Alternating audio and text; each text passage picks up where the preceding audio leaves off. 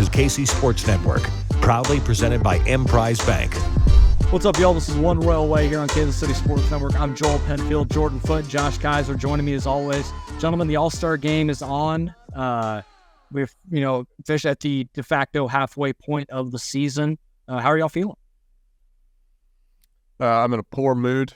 Things are not going well. Just seems like it's all the cumulative stuff that is hitting the fan all at once for me and my Royals mood. So it is what it is.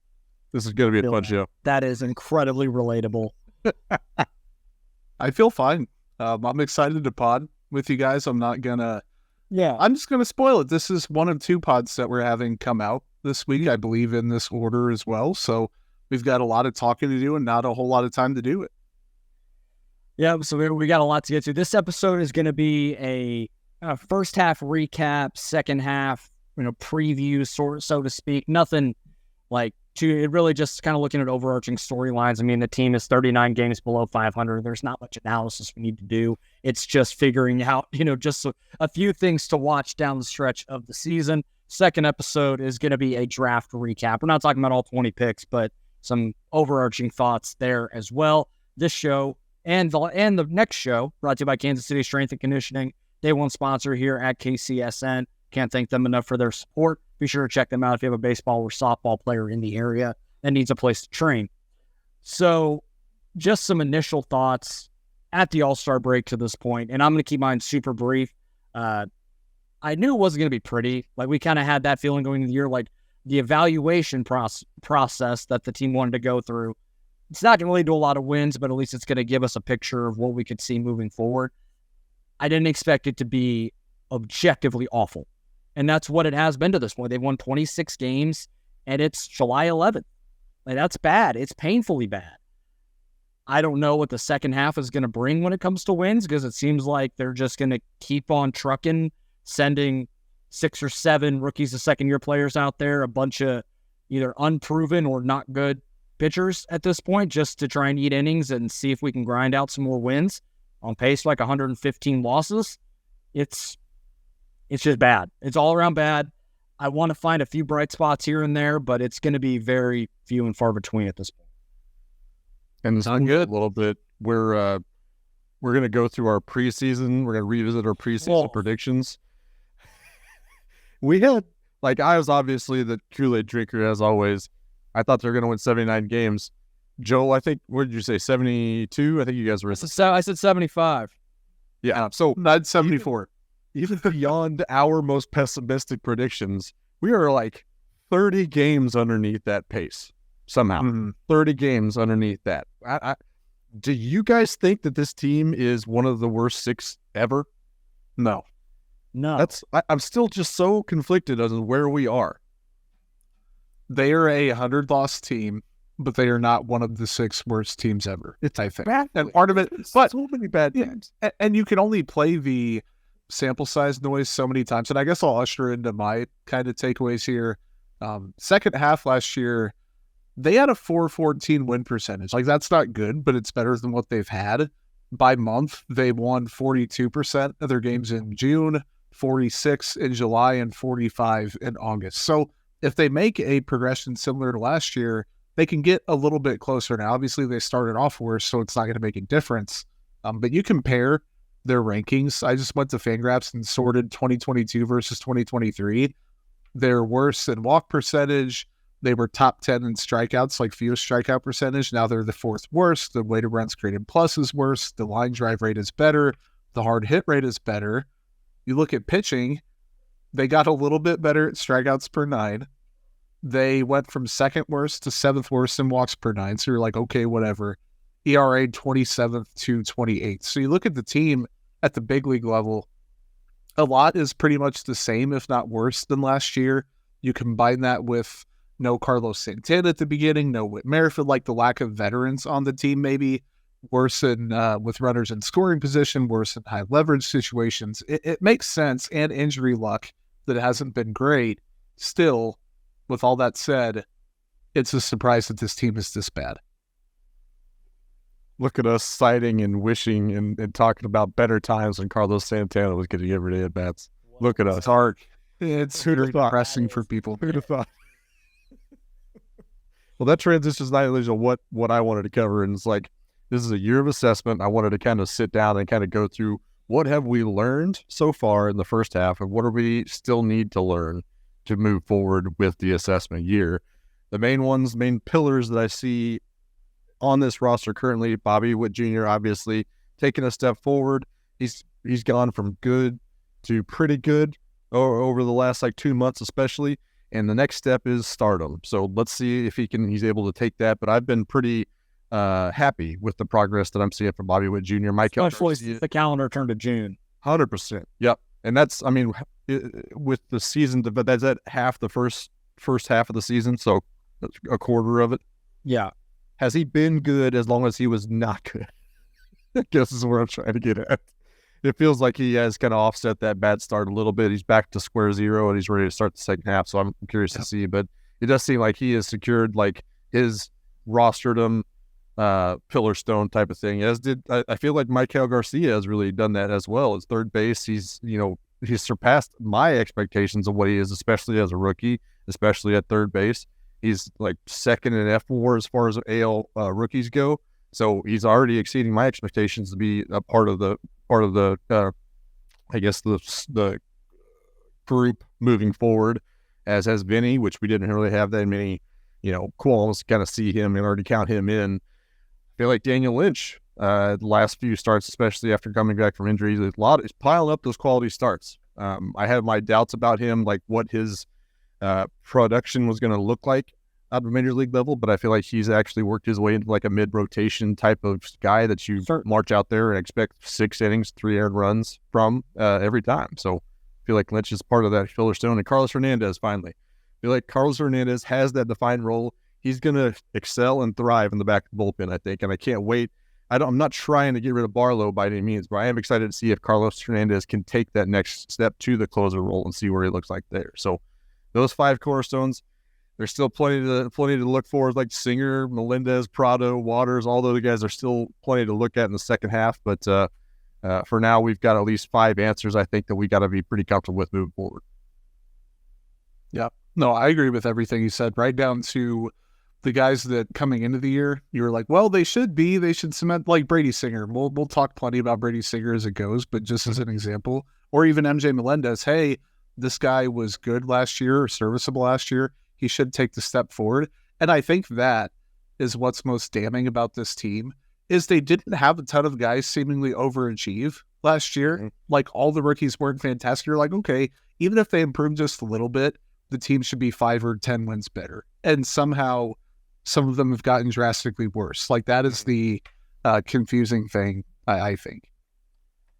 Yeah, I don't want to hammer the point too much, just because we've already done that enough over the course of the season, and we're going to continue to do it over the next couple of months. So I think you guys hit just about everything here. Let's talk about the All-Star week a little bit. I love the home run derby. Josh in our Google Doc says, I don't care about the home run derby. I don't know if it hurt you as a child, but I think it's awesome. And what Julio Rodriguez did in that first round was special. I know he didn't win, but a lot of the best derby performances and the memorable ones don't often lead to a victory. Nick in our chat said he agrees with Josh. Who hurt you guys? It's guys intentionally hitting home runs. Yeah. It's concept. What's the matter with you? It's kind of like the dunk. It's the dunk contest. It's you've seen it all. And you've seen one contest. I don't understand why it's better. It's so much better. Part of it is I think the dunk contest jumped the shark about 10 years ago. And it's not good anymore. Yeah. At least the derby's still good. We've seen all the home runs. I don't know. We've seen them. I like the derby. I don't love the derby, but I like the derby. I'm like the happy medium between both of you guys, I think. And I'm usually the happy medium between a lot of stuff. And then it makes me not so happy. But that's for our therapy podcast that is coming out soon. The baseball therapy and everything else. Buddy, I can't wait for that. That's going to be a lot of fun to dive into. I don't really care about it. I'm not slaying anybody that does. I have enjoyed the highs, like the Josh Hamilton from a long time ago. Vlad. It was a Vlad and it was the showdown with a couple. It was Vlad and Jock in 19. Oh, Jock, yeah, it was incredible. And both those, I mean, neither one of those guys won that, right? No, because Alonso did. But yeah. So Julio last night, when he hit 41, it was nuts. But it was a perfect example of having the right bullpen, like BP guy. Yes. Because, like, Adolis Garcia's guy was throwing him, like, sinkers and cutters away. It's like, you got it. Like, okay, jackass. Yeah. Julio's guy, no step, just, like, short arm, like, middle in, up and in the entire time. It was amazing. Like that, it's an underrated aspect of the Derby that I have that has come more to light, especially with the timed aspect of it. Any opinions on the All-Star game? It's going on right now, so it's not like we really have any takes on it. I always enjoy it. It's always pretty cool event.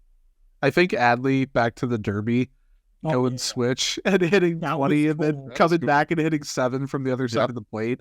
I don't know why I was like so shocked when that happened. Like, it's something he's capable of doing, but that was cool.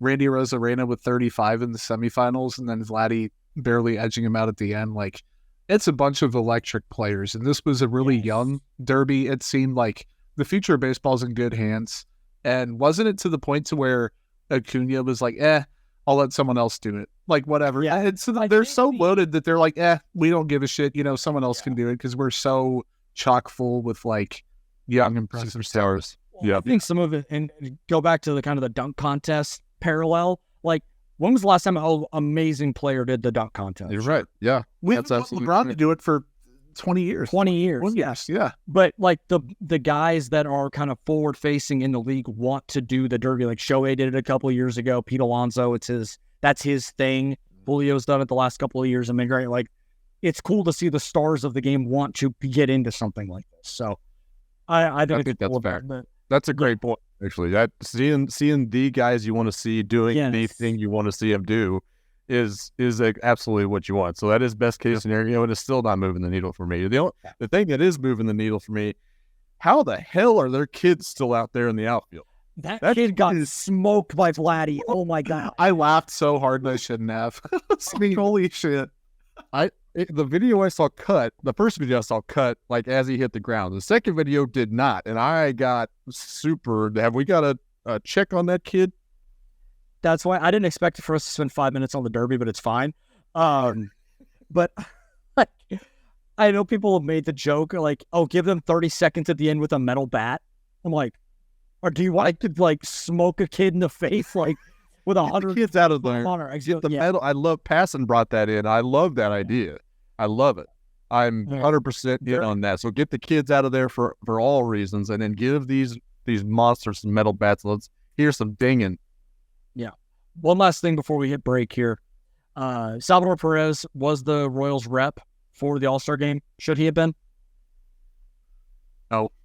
It should have been Bobby Witt Jr. Like, the blind resume, 99 weighted runs created plus versus 92, 14 homers, 27 stolen bags versus 15 and 0, 97th percentile outs above average at shortstop versus grading out pretty negatively as a defender. It's not particularly close. And like, if you would have asked a month ago, you'd be like, okay, well, Salvador Perez is balling. He's having a good year. He's been in like a career bad slump or pretty close to it. That has promptly made me kind of see the light on that whole thing. Yeah, I think that's probably pretty close. I think there's a case that you give Aroldis Chapman a Royals hat and tell him to go despite him being a Ranger. Yeah. So I think that to me is the better case than Bobby Witt, but Bobby Witt's right there with him. So if you had to, Bobby Witt Jr. or Aroldis Chapman would have been fine, but Salvi, I don't care. I mean, it's an American League catcher. Are there really two better that's the key point. American League catchers? Yeah, I think that's the thing, just a positional thing. I bet if there weren't a long jam of American League shortstops, Bobby probably would have gotten a nod over Salvi. They need another catcher. By WAR, it looks like Jonah Heim for Texas, Adley Rutschman of Baltimore, Big Dumper is better, apparently. But then it's right there to Salvi. So I'm fine with Salvi, whatever. Yeah, it's not a big deal. Like 8-time All-Star, it's a big deal. We're going to go back and look at our predictions for this past season, as well as some superlatives right after this. Thanks for listening to KC Sports Network. Make sure you download our new app. Find it on the App Store or Google Play. Just search KC Sports Network. Entertain, educate, inform. KC Sports Network. All right, so let's go back. Let's have some fun, boys. And go back and look at our preseason predictions. Shout out to Jordan for going back and listening to our preseason pod and putting this together. Do the Lord's work. It was a doozy, man. Let me tell you, some of them were good. Like we'll go through and single out some good ones. We got a couple decent ones in there, but the division winners in the American League, Josh and I said the Blue Jays. Jordan said the Yankees, and the Rays. Yeah. Central, we all said the Cleveland, and that looks to be right. But who knows? Like, it's going to be between the Twins and the Guardians, and the winner is going to win like 83 games, and it's going to be terrible. Are you saying the Royals are mathematically out of it, Joel? Barring like the craziest comeback, the 2002 Moneyball run on steroids. I don't think so. AL West, we all kind of whiffed, I guess. Like I said the Astros, Josh said the Astros, Jordan said the Mariners, but the Rangers are really good. I still think the Astros probably end up winning that division. Sure, the Rangers are kind of coming back to earth a little bit. Wild cards. I said Yankees, Mariners, Rays. Jordan, Blue Jays, Astros, Rays. And Josh said Yankees, Mariners, Rangers. So this guy said the Rays aren't going to. He stepped on the. I think he stepped on the Rays aren't going to be good rake. I did. If they do it, they're ridiculous, man. Every single year, I have learned to not question the Rays. It doesn't matter what they do. They could trade for AD this offseason, and I'd still be like, okay, they're going to make playoffs. They can't keep getting away with this. Like, that is the Tampa Bay Rays. Yep. They're literally devil race. Like, that is, I'm tired of it. Gross. Oh. I would say that of the 6 teams that are currently in the postseason, we each got 4 of them, and the same 2 teams bit us all. Yeah, they're pretty much Mariners and Yankees. And I think the Yankees are they're somewhat close, like 4 games out of the wild card. They're the favorites to win the East at 105 plus 1. No shit. Right now. Yep. Huh. Toronto's the second favorite to plus 220. Baltimore currently second in the standings, 2 games back. They are plus 2,200 to win the AL East. I don't know how that's a thing, but no one believes in Baltimore. It's tricky. I don't know. There's still so many young guys on that team that it's like, are they going to be able to hold it together? NL East, I said the Braves. Josh said the Phillies, and my guy Jordan the Mets. To read off, so in the notes for the show, I indented and put LMAO biggest whiff of the show, 42 and 48 right now. Like, I saw their off season, and I saw, like, in my head, I was thinking, okay, well, the Mets are going to, like, bounce back. Like, they're going to actually, this is the year they actually live up to the hype and do what they're supposed to do. And they have done the exact opposite of that, and they're not looking great. So, do you guys know what the Braves to win the NL East odds are right now? Minus 1,500. Yeah. Minus 5,000. Holy. The Mets are currently plus 30,000. So it is a wrap. It sounds like the Cardinals preseason. So NL Central, what the fuck were we thinking? We all said the Cardinals. Yep. But to be fair, who could have foreseen the absolute collapse of the St. Louis Cardinals? They were minus 175. No other team was minus to win their division going into the preseason. It was the Cardinals. And we want to talk about the Mets being the biggest disappointment.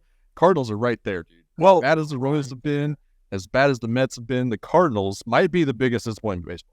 And their division's so mid that, like Josh brought up, they are they have like 5% chance of being Michael Myers, where like they catch fire for 3 weeks. And they're like, oh, haha, the Cardinals are like 6 games out, and then they catch fire and make it interesting. I don't think they will, but it is hard to look at that team and be like they're dead in the water, but I do think they're dead in the water. So same thing that I said about the NL Central, but with the NL West, because we all said the Padres. We're so stupid. I can't believe I fell for it again because I did it maybe last year. Maybe the Padres are the biggest disappointment. Oh, God. All right. NL wild cards. I said Dodgers, Mets, Phillies. I feel good about the Dodgers. That's about it. The Phillies, I don't. Jordan said Braves, Dodgers, Phillies. And then World Series. Josh said Braves, Mets, Dodgers. And then our World Series, I said Braves over Mariners. The Mariners aren't making the playoffs, so at least I got the Braves going for me. Jordan said the Yankees over the Braves. Yeah. Our guy Josh said the Padres over the Yankees in 5. Yeah, that was my best call. Currently, Padres are at plus 4,500 to win the World Series, so go get them while it's hot. All right, let's hit some awards here. AL MVP, Jordan and I were smart and just took the low-hanging fruit and went with Shohei Ohtani. Josh said Vladimir Guerrero Jr., and that is not a bad pick at all. But my defense, I did say Shohei is probably the favorite, and that's who should probably win it, but I'm going to try to pick guys who are not the total. I omitted that part where you were like... I went back and I tried to frame you as a dummy, Josh. It didn't work. Yeah, I don't need any help doing that. I can do that all my own. Yeah, I hope you grabbed, if you were a betting man, that you grabbed Shohei at plus 200 preseason, because I think he's like minus 3,000 at this point to win. I saw minus 800. Yeah. Yeah, it's something dumb like that. Real close to get done. Yeah. AL Cy Young, you guys both went with Shane McClanahan. I said Luis Castillo from the Mariners.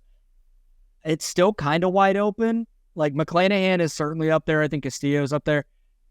And I am not going to rule out Shohei catching fire if he gets enough innings and pulling out the Cy Young too.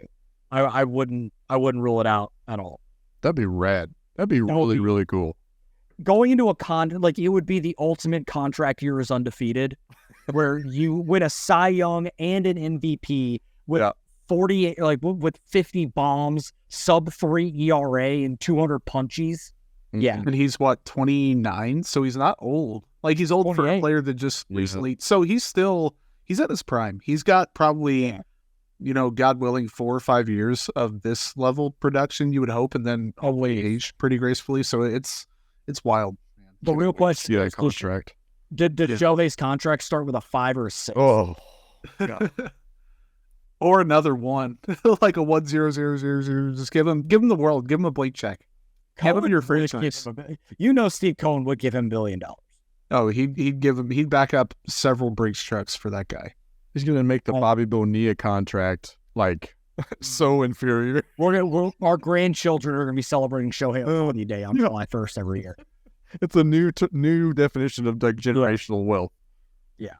AL Rookie of the Year, Josh said Masataka Yoshida, who's second in odds. I had Hunter Brown. Jordan had Gunnar Henderson. Josh Young, I kind of forgot about him because I thought he had already used up all of his rookie eligibility last year. I was wrong there. Jordan and Josh said Ronald Acuna Jr. for NL MVP. I said Freddie Freeman. Let's pick you guys. Freddie's been really good, but Ron is on a different level. Have you seen what he's on pace for? Yeah. Doesn't he already have 40? Yeah. He's on pace at 75. 38.75. It's ridiculous. I was like, he could maybe get to 40 plus. Josh, you are an idiot, because apparently he's going to go for 70. Whatever. Nuts. NL Cy Young, Josh said Corbin Burns, Jordan said Spencer Strider, and who's third in odds, and I said Zach Wheeler. That one's still kind of open. I'm not sure on that one. NL Rookie of the Year, Josh said Corbin Carroll. Great pick. Great pick. Jordan and I said Jordan Walker. Dumb. Just basically with he got fired there a couple weeks ago. He did, but yeah, I know it's basically Corbin Carroll to lose, but I did sprinkle Ellie De La Cruz at plus 5,000 just in case. Really? Man, that's a good piece. So yeah, Ellie De La Cruz might be. Love Ellie. I said it about Fernando Tatis a few years ago, but I think Ellie is the freakiest athlete I've ever seen on a baseball field. He's wild. He is wild. He's so long. It's so weird to watch. He's like a deer. Hey, and I wanted to give you some flowers because you mentioned Zach Gallen as a potential. Yeah, that was plus 1,100 at the time, and he's now the favorite at plus 200. So well done on that. trying to make people a couple bucks. Now, if I would have taken my own advice, I'd be in the hole, just so people know. But I would have made a couple bucks. We're going to look back at our Royals predictions preseason and do some second half superlatives right after this. Thanks for listening to KC Sports Network. Make sure you download our new app. Find it on the App Store or Google Play. Just search KC Sports Network. Entertain, educate, inform. KC Sports Network. Hit that like button, hit that subscribe button, and keep following us through the rest of this painstaking baseball season. Royals MVP preseason. Josh and Jordan with the great pick of Bobby Witt Jr. I said Brady Singer, and I think my reasoning, if I recall, was this team is going to go as far as Brady Singer takes them, and boy, we're seeing what that looks like right now. You said that word for word, by the way. Yeah, it was what I remember when I listened back. Yeah. Well, Michael Garcia is a 1.8 F4 with 64% of the games played as Bobby Witt Jr. So, we have there's some things. Yeah, we haven't talked about it enough that Michael Garcia could legitimately finish top 3 in Rookie of the Year. Like, he's not going to win because it's going to be Josh Young, but if he finishes top 3, the Royals get a comp pick for it. No, actually, they will. No, he has to be on the opening day roster. That's right. I thought it was I thought it was either they're on the opening day roster or they finish top 3. Yeah, I muddied the waters last week, but that was clarified during the draft this year, so I did make sure of that. Sorry, everybody, I dorked that one up. Nope, Best pitcher across the board, we said Brady Singer. I honorable mentioned Brad Keller. I just put that in there just for double jeopardy. I was like, well, Joel is already going to be pissed off that he picked Brady Singer, so why don't I just put Keller in there? Yeah, that was me chugging the Kool-Aid of spring training Brad Keller. Mm-hmm. Yeah, you look good. We were both right there with you. Yeah. Best hitter, Josh and Jordan said Vinny P. I said Bobby Witt Jr. I mean, you guys get a mulligan on that one considering he's out for the season. But Bobby is turning into the player that we all think that he can be. Since Calder turned to June, he's been a completely different player. Looks like he's really coming into his own. Here's a record predictions that we mentioned at the beginning of the show. Josh said 79 and 83. Jordan said 74 and 88. I said 75 and 87. And moving on. It's like on The Price is Right when people would bid $1,000 and then someone bid like $9.99 or $1,001. When Joel, I don't remember what order we went, but I was like, I think we're going to be close. And I thought 74 was a fairly, I don't want to say I thought it was optimistic. I'm not like sandbagging, saying, oh, I thought they were really going to only win 70. But I was like, a median outcome for them would be 74 and 88. But I also thought the 20th percentile outcome or whatever would be 67, 68. They're not going to get that. So it's just they somehow, and I think, Josh, you might have said this off the top here today, they somehow are, oh, never mind. I'm not going to say it because that is actually, I was reading one line ahead of the doc, so I'm going to shut my trap. I mean, Nubble stones off the flow. Let's just go there. I mean, it's just... Yeah, so big surprise in the first half. It was meant to be players, but Josh took it a different way, which is totally cool. So we can... I've got both here. We can kind of do both. So going back to your point, how they failed to live up to the wildest, lowest expectations. Even the most pessimistic Royals fan out there did not expect a potential 116 loss pace. Everybody was just like, they better not lose 100. Well, they're going to lose 116 apparently. And that is just baffling to me because that's nowhere even close to it's not even close to the low bar that was set. So it's just like, it's very, very strange. But let's put that to bed. Let's talk about the biggest surprise on my front. And it kind of goes back to where we're talking about the best hitter. Do you know who currently leads this team in WRC plus? Not counting Matt Beatty. It is Freddie freaking Fermin at 113 WRC plus. That is craziness. That we came into the season, the preseason episode we were talking about. We were talking about the potential for Freddie Fermin to eventually come in and be like a good backup with a decent bat. He can catch pretty well, but nobody expected what he is actually doing right now. So that to me is the biggest surprise of the season as far as players go. Is Freddie Fermin. Shout out. Love that guy. He's also managed to, I think, extinguish any possibility, really, of MJ Melendez coming back behind the plate all that often. And that's the player that I listed as the biggest surprise. And I didn't think MJ Melendez was going to be like a clear star level player, but I was like, okay, he did enough last year and has enough room for improvement to where I think he could post like a 110 weighted runs created plus. His batting average is down, the walk rate's down, the strikeout rate's up 5%. Isolated power is down. Weighted runs created plus is down from 99 to 71. He's still red on like his Savant page, like average exit velocity and hard hit percentage, but bottom 10% in whiff rate, strikeout rate, outs above average, outfielder jump. Like MJ Melendez has been objectively not good, and by many counts a negative player this year for the Royals, which is not something I foresaw. I was like, his floor should be an average player with like interesting athletic tools and a ceiling that maybe a glass ceiling of sorts, but like now the floor, he broke the glass on that too and like fell through it. So he has been, in my opinion, and Joel has a good one too, but MJ Melendez is my most surprising player of the first half.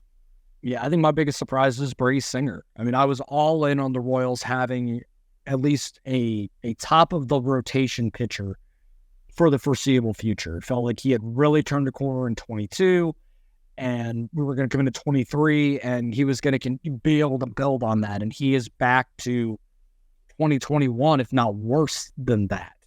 I mean, he's almost outright refusing to use a changeup at this point. Like, the last few starts have been super ugly, and I knew he would regress a hair in some aspects because he is a sinker ball pitcher. He gives a lot of ground balls. With the shift going away, that was probably going to happen. It happened to a lot of guys with similar profiles and similar pitch types. But he is now, once again, a two-pitch pitcher at the big league level. That isn't going to work. We knew it's not going to work forever, and I think it's eventually going to end with either the Royals just cutting ties or throwing him in the bullpen and saying, you cannot be a starter in the big leagues if you're not going to throw the changeup. Because at a certain point, like, we hammered the coaching staff, the previous staff, of why are they not having him throw? Why are they not forcing him to do this? And then you bring in a new staff that's more analytically inclined, theoretically a better pitching coach in Brian Sweeney and Zach Bove, and he's still not throwing it. So ultimately, it's on the player. Like, the player has to be able to buy into this too, and I don't know if he's done that. I wish I could have conversations behind closed doors and figure some of that out, but from the outside, it looks like he's just being too stubborn. Just flat out. Most likely to regress in the second half. Josh, we'll start with you. I'm going with my guy, Nick Prado. I love me some Nick Prado. I've waxed poetical about him for the last month or so. Despite his struggles in the last month, he's been striking out about 43% of the time. His BABIP on the season is 395, and that's led to him hitting 246, whereas his expected batting average is 224. So 20 points difference between that on the wrong side. His slugging versus his expected slugging is 10 points difference where he should be. He's kind of overperforming here at the moment. Ex-WOBA versus actual WOBA is about 12 points as well. So just feels like that smells a little bit like he's going to regress. He needs to stop striking out as much. He knows that. And then hopefully the BABIP kind of doesn't crater too much. But he's not – I want him to be a 246 hitter. It seems like he's expected to be a 224 hitter. But if he can be a 246 hitter, walk and strike out around 30%, he's still a very quality big leaguer. So I still have plenty of faith in Nick Prado, but I do think that right now he's kind of set up to regress. Yep. I like that. I was going to go Nick Prado for mine, and I noticed that you had him, so I picked Jose Cuas. And, dude, I just never bought the draw with Jose Cuas. I was like, this guy peripherally does not – he exceeds the hype. Like, he's the definition of exceeding what the expected numbers have. This year, 4.25 ERA, 5.38 expected ERA. The FIP is 4.45. He's been good since June. Like, it's ironic that I'm picking this, but – you look at his Savant page, man, blue, blue, blue, blue, blue, red, blue, red, blue, blue, red, blue. Like, it is, he never has these good, I just feel like I'm waiting for the other shoe to drop constantly with him. And I don't know if he's going to be around by the time the Royals, even next year, like, once they start having tough decisions to make out of the bullpen, I know that the results are kind of there with him, but they're not overwhelmingly good enough to where I think you have to keep him around. The expected stuff, the peripherals, I just don't know if I trust that. So I went with him. I don't wholeheartedly believe it, but I wanted to pick someone different than Josh. And there's a lot of data that says, hey, once that shoe drops, it might not look particularly great. So my guy, and it's not like I think there's going to be a precipitous drop-off with this guy, but I did go with Freddie Fermin, and it's just from an offensive perspective. Like, the thing that we kind of knew about Freddie Fermin for a long time in the minors was, this guy's a hell of a catcher. He can handle a staff. He is great behind the plate with all of our pitchers. Probably not going to hit, but he's a backup catcher at a minimum. And I just kind of wait for there to be a decent regression with on the hitting side. And it may, there's no way that Freddie Fermin is going to be an 820 OPS guy. Like, he's probably going to be closer to like a 720, which is perfectly good for a backup catcher. Like, if you get that out of him in maybe 200 plate appearances in a season, you're loving that. I just don't know how much longer he's going to be able to sustain the type of offensive production he's been able to provide. I feel like 720 OPS is great for a starting catcher. Yeah. I was going to look at that real quick. I mean, it probably is. Like, the bar for offensive catchers is, for catchers in general, is so low. I mean, Salvi is 723. Okay. Yeah. Okay. So I was trying to think That's an all-star level. And I said it, and I was like, yo, that's still pretty good. Yeah, it's still pretty good. But okay, so I guess he's going to go from like, holy crap, where did this guy come from, to like, Pretty damn serviceable. Yeah. he's a backup catcher. I think that's cool. Yeah. Most likely to bounce back, and then let's get out of here. Josh, Michael Massey. Since June 1st, he had the struggles, kind of made some mechanics, and he had that injury, and he kind of came back from it. But since June 1st, 18.5% K rate, 7.5% walk rate. Hello. And then there's a 200 BABIP there. So he's having some bad luck, but the approach is there. I think he's going to start bouncing back. His expected stats are all supposed to be better than what his actual stats are. So he's my guy, kind of riding to be able to progress back to where he's probably supposed to be for the rest of the season. I don't have a great feeling about this, but Drew Waters, 77 WRC plus. He's striking out a ton still. He's not walking a lot. Last 15 games, both of the last things are still true. He's striking out a pretty considerable amount, not walking a lot, but slashing 321, 351, 491, getting some more pop on the ball, 129 WRC plus. Like, I just think he's too athletically solid. I just believe in the hype that it actually, as we're recording this, it's the 1-year anniversary, July 11th, of the Royals trading for him and sending that 35th pick over in exchange for a few guys. But like, he was by far the centerpiece of it. He hasn't played a ton. He's been banged up, and the sample last year wasn't huge. There's still a lot we need to learn about him, and the Royals need to learn about him. So can he go from like 77 to 90, or maybe even a little bit higher if he gets hot for the next few months? I think he can. And it's not going to cement his status long-term necessarily, but it's going to buy him some more time. Definitely. My last guy, or my guy that I think is going to bounce back, is Salvi. Guys like this, at this point in their career, they don't stay in 3 for 40s for that long. Like, they find their way out of it.